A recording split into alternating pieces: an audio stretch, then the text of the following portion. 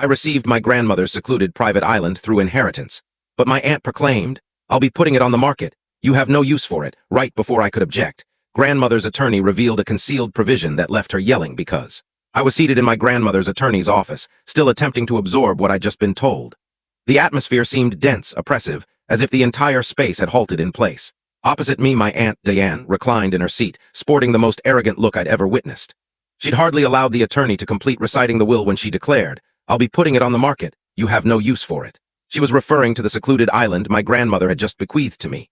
Initially, I figured I'd misunderstood her. I looked over at the attorney, Mr. Carmichael, a long-time family acquaintance, but his expression gave nothing away.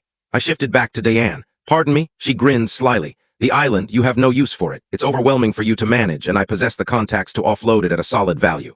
I'll handle everything."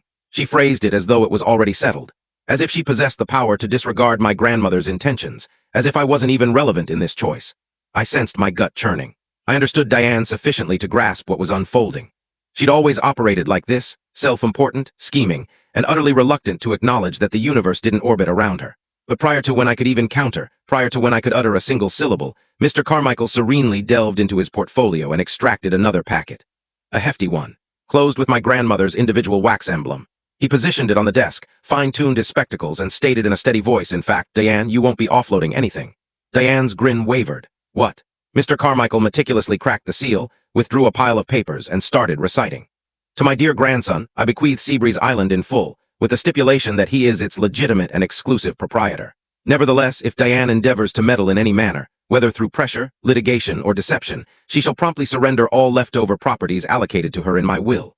Quiet.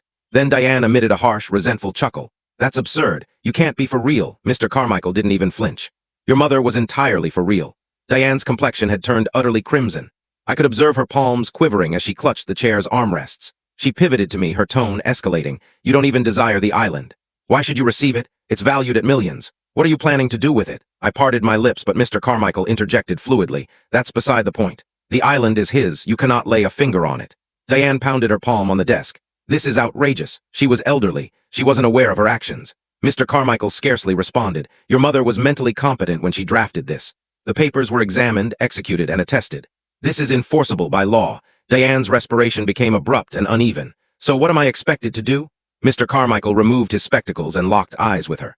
"Honor your mother's desires." Her mouth tightened into a narrow streak. Her gaze flicked toward me, brimming with pure rage. "This is shot video. To watch the full story, click on the link below."